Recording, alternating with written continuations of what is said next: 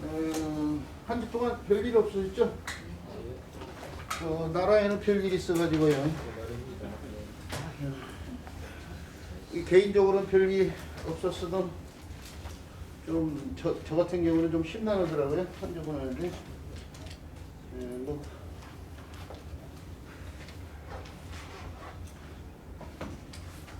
자, 공부를 하면 또 심란함이 좀 달라질 수도 있겠죠.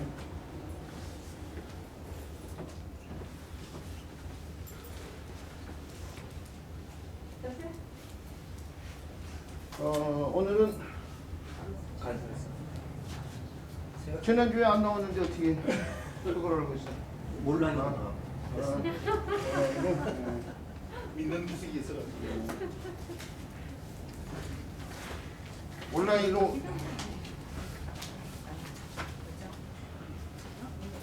교수님 저 핸드폰 그 촬영 준비가 될 때까지는 제가 찍은 걸 바로 다 보내드릴게요.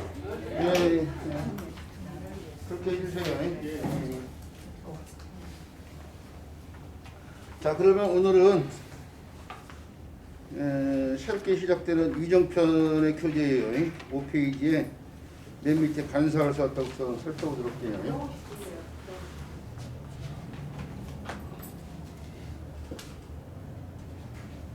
아이고.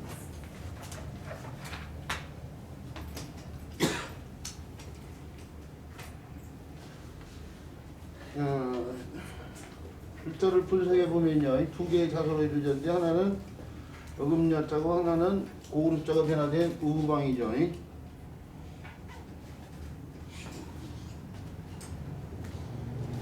일정한 경계를 두르고 있고 그 주변에 사는 사람을 표현했다고 생각하시면 돼요.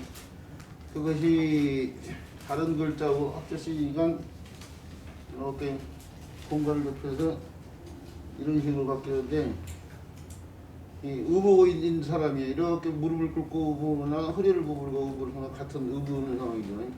자, 그 형태에서 나온 거죠. 같은 글자죠. 고급자고. 안 보여요? 안 보여도 뭐 우리 선생님 뭐 다 알고 있는데 뭐.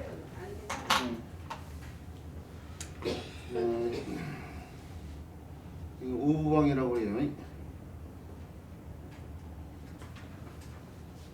왜 우부방인지는 알죠? 네, 잘 모릅니다. 요 글자를 설명을 하면 이제 이 언덕부라는 글자를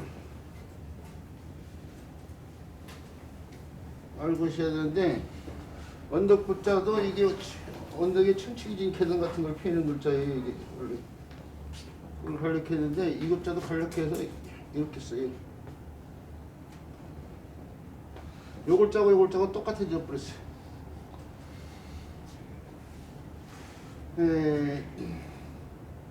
그래서 구분을 지어야 되는데 요 글자가 간략화된 요 글자는 이런 글자에서 볼 수 있죠.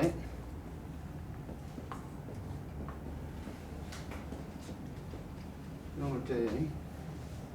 요 글자가 간략화된 요 글자는 이런 글자에서 볼 수 있죠.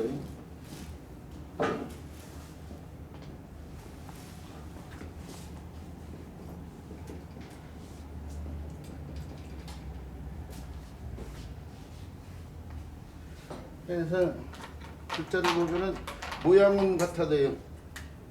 서로 모양은 같아도 쓰이는 위치가 이것은 오른쪽에 글자에서요. 오른쪽에 이것은 전부 다 왼쪽에 쓰이고 있죠. 그 차이점이 있어요. 오른쪽보다는 왼쪽이 먼저 쓰니까 이 명칭부터 정의했다고 봐야 돼요. 이 글자가 언덕 글자가 바뀐 글자니까 부라는 음을 갖고 있는 글자예요. 사실은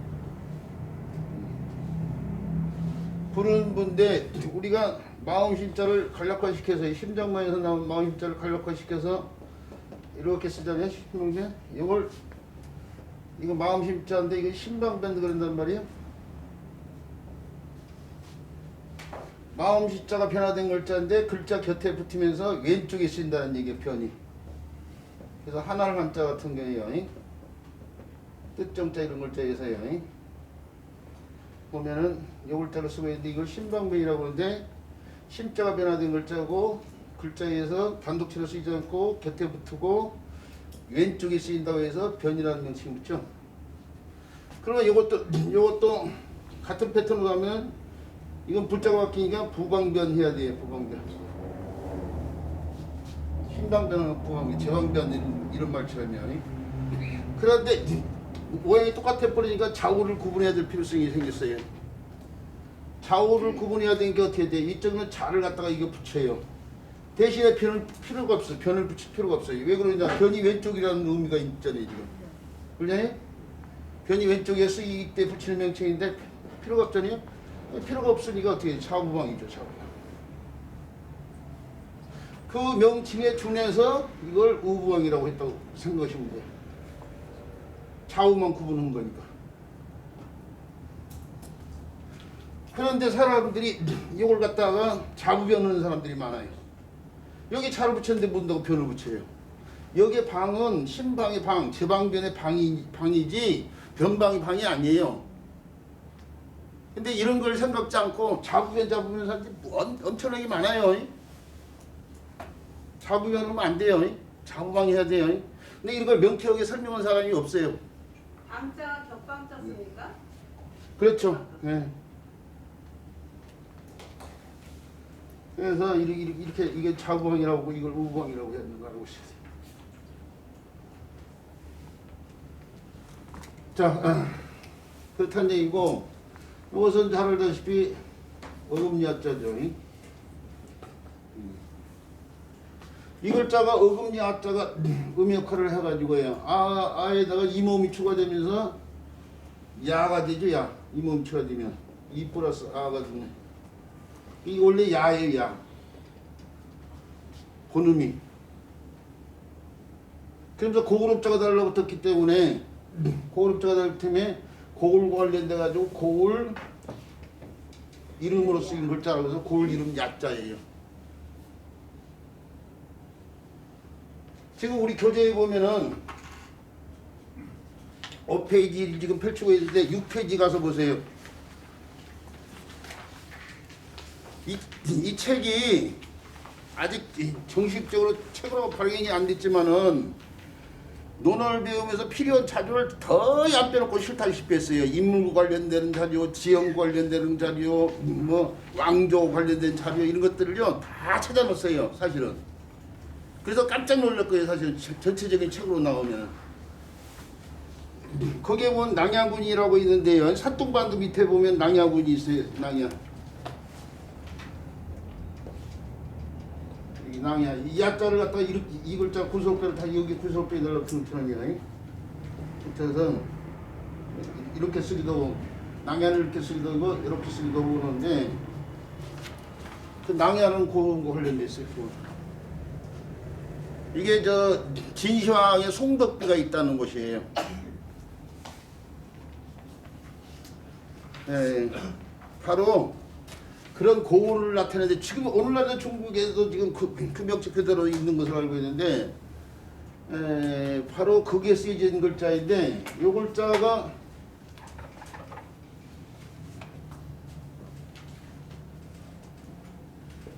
이 글자하고 음이 통하면서요. 이 오드자에다가 오드자하고 어금야자가 합쳐진 글자죠. 이 오드자가 다른 글자하고 합쳤을 때는 음역 글자를 가운데다 많이 집어해요. 이렇게 마을리자 들어가듯이. 속은 리자, 속리자인데 이것도 음역 글자를 가운데에 집어넣으면서 아가 이건 이제 나중에 과일이 과실이 된 것처럼 사로 바뀌는데요. 이게 간사할 사자라는 글자인데 원래 이 글자는 사실은 옷자 관련돼서 옷을 바르게 입지 않는다고 바르지 않다 그런 뜻의 글자예요. 바르지 않다. 근데 마음이 바르지 않다는 뜻이 생기면서 바르지 않다 그런 뜻이 있는데 바르지 않다는 뜻에서 마음이 바르지 않다고 하면서 간사하다는 뜻이 간특하다 간사하다는 뜻이 생기면서 원래 간사라고 하는 글자인데 이 글자하고 음이 이 글자가 옛날에는요 고대에는 이 글자하고 이 글자가 음이 통했던가 봐요. 옛날에 음이 통은 어떻게 돼요? 문자를 갖다가 서로 바꿔 쓰기도 했어요.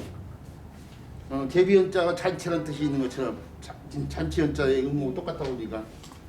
그러면서 이 글자 뜻을 대신하면 후기도 오면서 간설을 했잖아요. 근데 어쨌든 간에 거기에 음역할자 이 글자가 사실은 또 중요해요. 우리가 사실은 문장 속에서 이 글자 때문에 오고 있지만은 한자 제가 지금 수업하는 논어는 문짝을 바탕으로 하는 수업 아니에요? 문자학적으로는 이 글자가 중요한데 어금니자에 대해서 지금 알고 넘어가야 되는 상황 아니에요?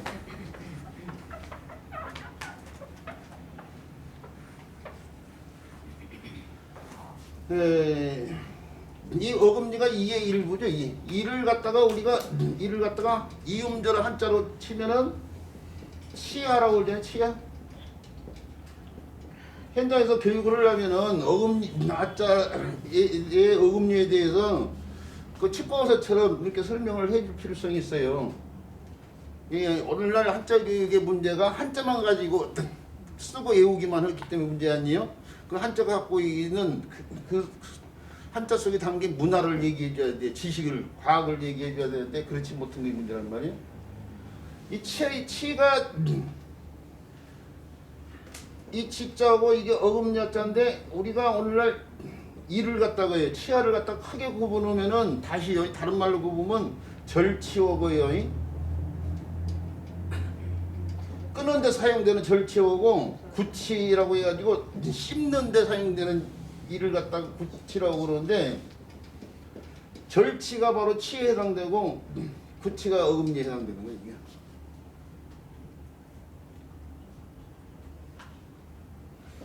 그러면은 사람이 이를 얘기하고 있는데요. 제가 사실은 뭐 이가 좀 부실해가지고 문제가 되는데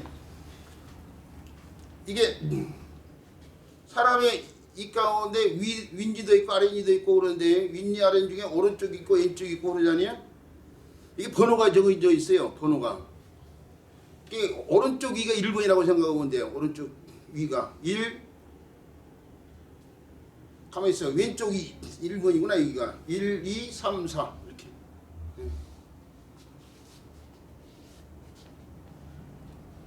이게 오래간만에 얘기를 하고 다니까 지금 헷갈리는데 지금 오른쪽 이가 1인가 왼쪽 이가 1인가 그거 다 찾아봐야 되는 상황인데요.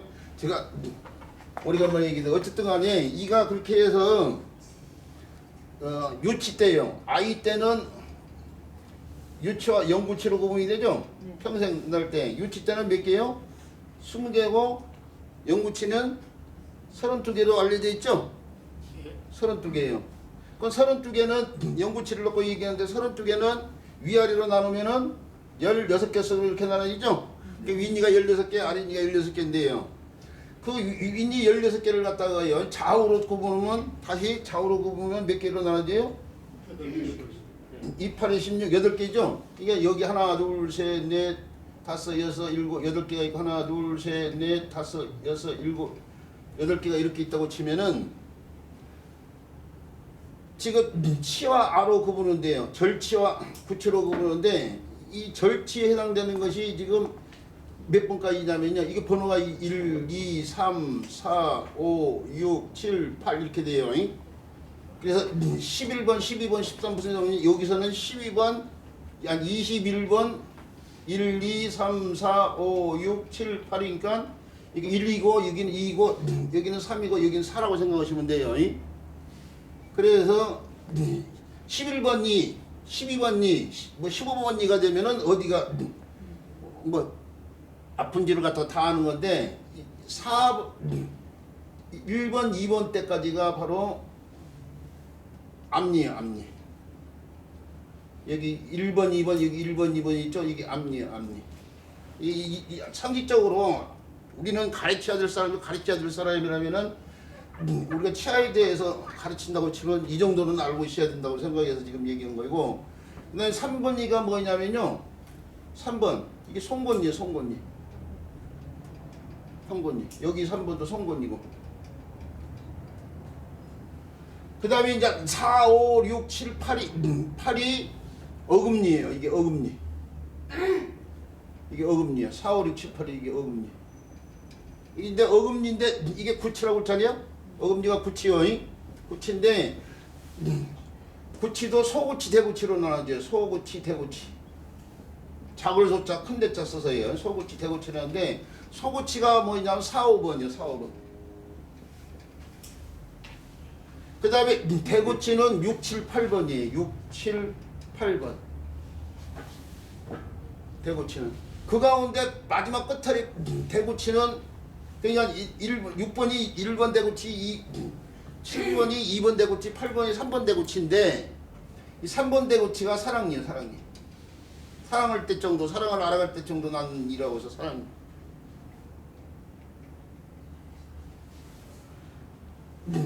자, 이렇게 해서요. 이렇게 해서 36개 가운데에 만약에 윈이라고 치면 윈리에 대해서만 이렇게 알아봤는데, 자, 여기에 보니까 앞니가 있고 어금니가 있는데 이게 앞니하고 관련돼 있고 이게 어금니란 말이에요.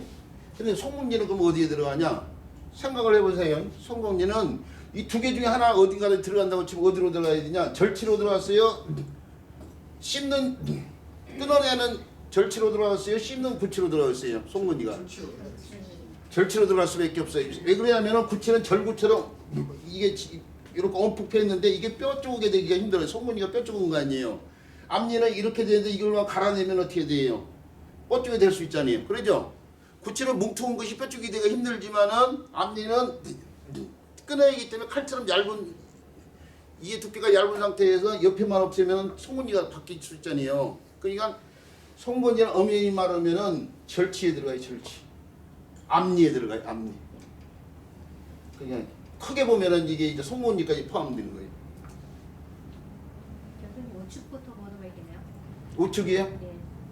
어떤 쪽이 우측? 이쪽이에요? 네. 아, 그러면은 이게 죄송합니다. 이게 번호를요. 네, 이렇게 1, 2, 그다음에 이거 그러면 이거 3이에요. 이거 4예요. 이렇게 가야 돼. 우리 선생님 찾아봐서 고맙습니다. 예. 실수를 많이 해주셨어요. 제가 헷갈린다고 했잖아요. 우측 상하기 1번이니까 아니, 각자 알아서 궁금하면 각자 알아서 찾아보세요. 아니 앞에서 보면 좌측 상하기 1번 우리가 식상하게 읽었는데. 어쨌든 그건 넘어가고요. 예, 그 번호는 알뜰한 이렇게 번호는 이렇게 정해지는데 이제 거기다 저 방향 관련된 앞번호를 갖다가 지금 헷갈려하고 있는데 그렇다는 얘기고, 뭐 얘기를 하다가 이제 까먹었어요. 이제 제가 하다가 알겠습니다. 그러다가 뭐였어? 저 교수님, 그럼 그 우리가 상하한 게 코끼리가 상하가 맞습니까? 상치가 맞습니까? 상치가 맞죠. 그러니까 왜 그러냐면은 그거 이제 얘기하려고 그러는데 하지마. 그거 결혼에 얘기하려고 그러는데 보세요. 코끼리의 송곳니가 이렇게 되는 거, 그것은 사실은 있죠. 엄연히 말하면은 우리가 상할 때 쓰는 안은 앞니도 아니고 송곳니도 아니고 어금니도 아니에요. 사실은 그 뭐냐면요, 엄니요. 엄니. 엄니는 뭐냐면은 모든 치아에서 특히 발달된 이를 갖다가 엄니라고 불러요. 엄니. 그러니까 어금니도 엄니가 될 수 있고 송곳니도 엄니가 될 수 있고 앞니도 송곳니가 될 수 있는데, 사실은 이 엄니를 갖고 있는 동물이 코끼리도 있지만요. 코끼리도 있지만은 하마도 있고 멧돼지도 있고 고라니 같은 것도 있고 막 그러거든요. 우리가 흔히 볼 수 있는 동물 가운데 코끼리는 앞니가 발달된 거예요. 앞니가 유독 발달돼 가지고 엄니가 된 거예요. 그러니까 앞니와 관련돼 있으니까 치를 써야죠. 그 다음에 하마, 멧돼지, 고라니는 송곳니가 발달된 거예요. 그러니까 엄니도 이게 뼈 쪽이기 때문에 어금니가 엄니로 발달되기는 힘들어요. 그래서 이 엄니는 사실은 앞니하고 관련돼 있어요. 앞니하고 관련돼 있으니까 앞니를 뜻하는 말이 치니까 코끼리는 사실은 상아가 아니고 상치라고 하는데 엄니를 어금니로 옛날 사람들이 생각을 했어요. 엄니하고 어금니가 서로 다른데 엄니 자체를 어금니로 생각을 했기 때문에 어금니 자자를 붙인 거예요. 사실은.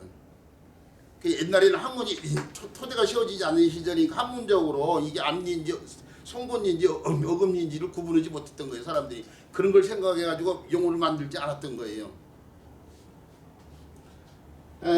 그런데 지금 어금니 아자를 하면서 이걸 설명은 다 이유가 있어요. 이 어금니 아자를 오늘날 문자학자들이 흔히 뭐라고 얘기냐면 설문에서 뭐라고 설명했냐면은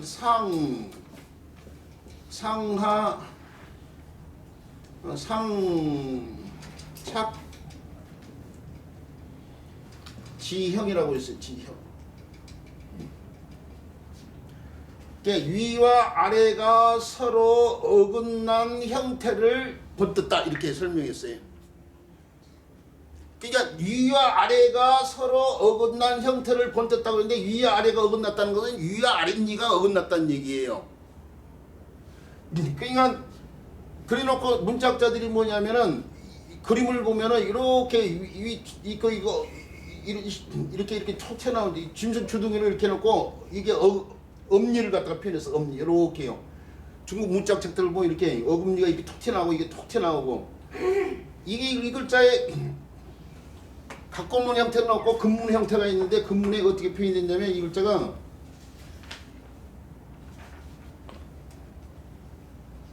이런 식으로 표현됐어요. 이런 식으로. 제가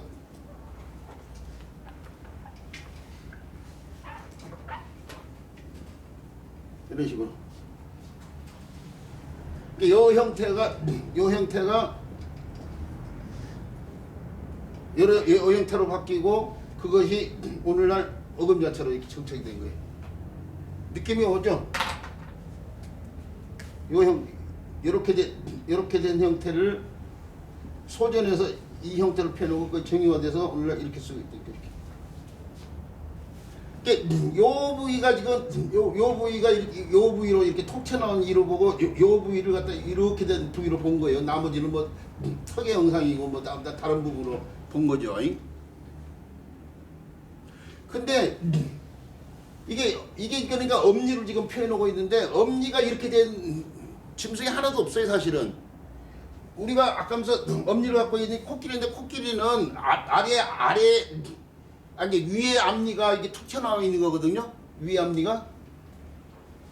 그 다음에 하마나 멧돼지가 위아래가 발달되어 있는데 엄니가 발달되어 있는데 이렇게 멧돼지는 그냥 이렇게 아랫니도 이렇게 튀어나왔고 윗니도 이렇게 튀어나와 있는 상황이야. 그 다음에 하마 같은 경우는 같은 방향이야. 이렇게 같은 방향이야. 이렇게 있고 아래에서도 이렇게 나오고 위에서 이렇게 뼈 쪽이 나면 아래에서는 이렇게 나는 상황이야. 이게 반대 방향이 아니에요 지금. 그러니까 말을 맞는 거야 지금. 이게 설문에다 틀린 점이 많잖아요. 그래서 문자학자들이 대부분 이런 식으로 표현하는데 윗니 아랫니가 윗니 아랫니 또는 뭐 위에 어금니 아랫니인데 그게 이제 엄니로 이제 설명을 하는 경향인데. 저와 같은 견해를 가지고 설명한 사람들이 저는 색다른 견해예요. 30년 동안 문짝을 했는데 이건 더 이렇게 과학적으로 봐도 매치가 되는 부분이 없어요. 문자학적으로 자형 자체가. 저는 이걸 어떻게 보냐면 이 자형을 어떻게 보냐면은 여기에 어금니가 이게 소고치가 2개고 대고치가 3개인데 1번 소고치, 2번 소고치, 1번 대고치, 2번 대고치, 3번 대고치 이렇게 5개나 있잖아요 지금. 요즘은 사람과 태아돼서 안 난 사람도 있으니까 4개 정도만 하는 사람도 있고 그런데 하여튼가 이렇게 어금니가 이렇게 있다고 치면요 바로 이렇게 이 형태가 요 형태를 표현했다고 생각해요. 이렇게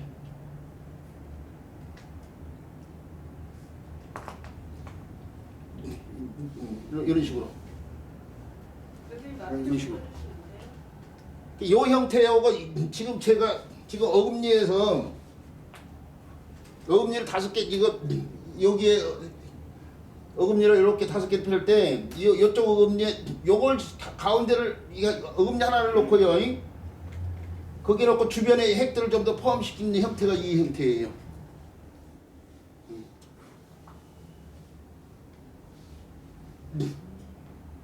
요것도 이런 느낌 여기에요. 그러니까 하나의 어금니를 놓고 주변에 어금니를 약간 포함시켜 가지고 이루어진 형태가 바로 이 형태라니까요.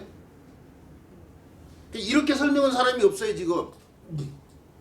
저처럼 설명한 책을 본 적이 없어요 제가. 근데 저는 이렇게 본다 이거예요. 사람들이 서산대사인가요? 답설이라는 시에 보면 앞발 발자국을 잘 찍어야 된다고 했잖아요. 잘못 찍으면 이 수렁탱이 빠진다고 했는 시인데 그 시도 잘 생각하면 뭐 앞뒤 맥락이 다 떠오르는데 갑자기 이니까 앞뒤 맥락이 안 떠오르는데 어쨌든 간에 하나의 개념을 사람들이 연구를 하고 그대로 쫓아가. 근데 제가 30년 동안 문자 공부를 하다 보니까 아닌 건 아닌 거예요. 다른 사람 다 쫓아간다고 저도 쫓아가고 싶지는 않아요. 그래서 저만의 독특한 개념을 가지고 이렇게 하고 있는데, 물론 우리 선생님들이 현장에서 설명을 할 때 다른 사람 개념을 쫓아가가지고 상착지형이라고 그걸 뭐 설문여자의 견해를 그대로 쫓아서 뭐 얘기해도 상관은 없는데, 하여튼 저는 이렇게 봐요. 저는 설문여자 견해를 안 쫓고 그것이 고문자 자행의 근문과 더 매치가 되기 때문에, 더 합치가 되기 때문에. 그래서 또 책을 쓰는 거예요. 그래서 제 의견이 기존의 견해하고 다른데 저는 이렇게 해서 이것이 옳다라는 걸 증명해 주기 위해서. 그렇게 해서요. 이 형태가요. 이렇게 표현된 이런 형태예요. 전에 이거랑 같은 형태인데 이 형태가 초전에서 상형설을 이뤄가는 거죠. 그래서 이렇게 쓰이다가 오늘날 정리화돼서 이렇게 쓰인 글자가 됐는데 바로 그것이 이제 어금니자도 있고. 저는 다시 얘기지만 하나의 어금니를 중심으로 해서 주변 어금니까지 포함한 자형을 표현해서 이루어진 글자다 저는 보는 거지, 위아래 어금니가 서로 어긋나는 형태가 아니다 그거예요 지금. 자, 색다른 제 견해를 갖다가 지금 언급을 해봤고요. 이 글자는 다른 글자 구성에 도움을 주면서 음역하는 글자로서 싸가자가 있어요. 싸가자. 안은한데 풀초자가 견하니 초도가 들어갔다 하죠. 풀과 관련돼서 이루어진 초목의 싹이 발아한다 할 때 쓰는 나왔죠. 발아. 그 다음에 아로 쓰인 글자 가운데 또 한 글자가 바로 이 글자가 있네요. 고등학과 잘 나온 것 없나요? 고등학과 좀.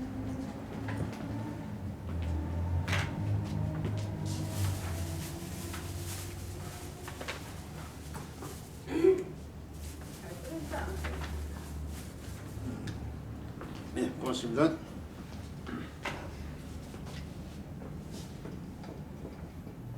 이거 이 글자가 아니구나. 여기 써 있죠? 이 글자죠? 죄송합니다. 이 글자는 어금야자가 음역하면서 이 글자가 세마에서 나온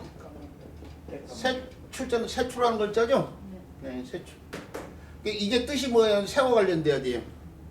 새와 관련돼야 되는데 새 가운데 떼까마귀 하자. 떼까마귀 하자. 떼까마귀. 이 떼까마귀 하자인데 뭐 인터넷상에서 찾아보면 이 글자의 본래 뜻이 떼까마귀고 맥까마귀라고 써놓은 사람들이 있더라고요. 이 떼까마귀 떼를 매로 봤던 거 봐요. 이게 떼를. 이제 조그만 글씨로 보면은 매처럼 보이기도 해요 사실은. 그러니까 맥까마귀 이렇게 난데없이 그 사진을 한번 찾아보면 좋을 거, 사진도 안 찾아보고 그냥 자기들 마음대로 이렇게 쓰는 거야. 맥까마귀라는 새는 없어요. 떼까마귀예요. 떼까마귀. 떼를 지어서 다니는 까마귀예요. 자, 그런데 이 문제가 이게 떼까마귀라는 뜻으로 오늘날 안 쓰이고 무슨 뜻으로 쓰인다고요? 우아라자 고라자로 쓰이죠. 바를라자. 바르다. 일단 우아하다, 뭐 곱다, 뭐 이런 뜻으로 쓰이는데 단아하다 할 때 쓰이는 가짜예요. 그러면 본래 뜻이 떼까마귀인데 어떻게 우아라자가 됐냐를 놓고 문자학자들이 걔는 뭐냐면 가차됐다 이거예요. 전혀 상관없이 이게 본이고 거기서 파생된 뜻이 인신인데 인신이 된 뜻이 아니고 비로다 쓰인 글자다 이렇게 설명을 해요. 그러면 이제 거기서 끝나는 거야. 비로다 쓰였으면은. 근데 저는 이게 인신이 되지 않을까라는 생각을 가는데 이게 떼까마귀가 몸빛이 털빛이 깜짝이에요? 까마귀가 이 깃털로 된 부분이 검은 거 아니에요? 우리가 까마귀의 털빛이 나는 그런 옷감이 있어요. 그 옷감이 뭐냐면 우단이란 거예요. 우단 기두자 비단단자 써가지고 우단 그러면 한자로 쓰면 잘 모르는데 벨벳 또는 나라에 따라서 비르도라고도 오고 벨벳이라고도 오고 그게 여자분들 우아하게 만들어 있는 드레스예요. 그 뭐 연말 연예인들 같으면 시상식 같은 데 입는 그런 옷감이에요. 그 옷감이 어떻게 돼요? 우리가 그 회사의 높은 회장들 이런 분들이 차 탈 때 보면 세단 차 타는데 새카만 세단 차 타잖아요. 그런 느낌, 새까만 세단차 그게 우아해 보인단 말이에요. 이게. 그래서 저는 인신이 돼가지고 그런 의미 때문에요. 검은색하고 관련돼가지고 검은 털빛과 관련돼가지고 우아한 뜻이 나오지 않는가 그렇게 해서 봐요, 사실은. 근데 일반적으로는 본인하고 전혀 상관없이 그냥 뜻을 들여다 썼다. 뭐 이렇게 얘기도 하고 그러는데 이제 그것은 우리 선생님들이요. 제 의견을 제가 드린 설명을 참조해가지고 판단해서 설명을 바라고 그 다음에 요 글자가 있었는데 요 글자는 설명드렸죠. 요 글자는 그런데 요렇게 해가지고 요렇게 바뀌기도 하지만 완전히 돼가지고요. 잘못 변화돼가지고 그렇죠. 기자처럼 이렇게 변화되기도 해요. 그래서 요 글자에서 분화돼 나온 글자, 파생돼 나온 글자가 바로 이 글자예요. 이게 기자를 쓰고 있지만 기자가 아니에요. 기자가 아니고 바로 이 글자를 잘못 쓴 글자예요. 이 글자의 본래 의미 야잖아요. 그러니까 이것도 야야. 야인데 요 글자는 파생당하면서 어조사의 뜻으로만 쓰이고 있어요. 그래서 오늘날 어조사야 그러는데 우리가 익히 쓰고 있는 말 가운데 이 글자를 쓰고 있는 말이 뭐냐면 있는 듯 없는 듯 유야무야 됐다. 뭐 할 때 쓰는 유야무야 됐다. 또는 이 석가모니 어머니가 마야 부인이거든요. 마야 부인을 때 쓰는 야자가 이 글자를 써요. 뭐 그 정도로 쓰임이 있어요. 의로서 쓰임이 그렇게 있는데 이게 문장 공부하시는 분들 문장 속에서 어조사를 많이 구사하다 보니까 문장 속에서 많이 쓰는가 봐요. 그래서 교육용 한자 1800자 이게 들어가 있어요. 근데 그러면은 교육용 1800자 들어갔으면 한문은 사람들을 위한 글자일 뿐이야. 근데 한문이라는 것이 한자로 이루어져 있고 한자를 알아야 될 이유가 우리가 국어의 70%가 한자와 관련되어 있기 때문에 그런 거 아니에요? 국어에는 이 글자 소용이 없는 글자거든요. 그러니까 이게 배제가 돼야 되는 거예요. 교육용 한자에서 빠지고 암암자, 대포포자 이런 글자들이 가야 되는데 쓰임이 많은 암암자, 대포포자 이게 빠져 있거든요. 이런 거가 교체가 돼야 돼. 이게 교육용 한자를 다시 지정해야 돼. 제가 이 한자와 관련된 책임질 이루고 있으면 교육용 한자 1800자 바꿔야 될 글자들이 많아요. 이 전혀 쓰지 않는 구글자 이런 글자들이 들어가 있어요. 구글자. 옛날에는 그녀를 갖다가 권려 그렇게 얘기했어. 그러지만 오늘날 권리라는 말 안 쓰냐? 그녀 그렇게 쓰지.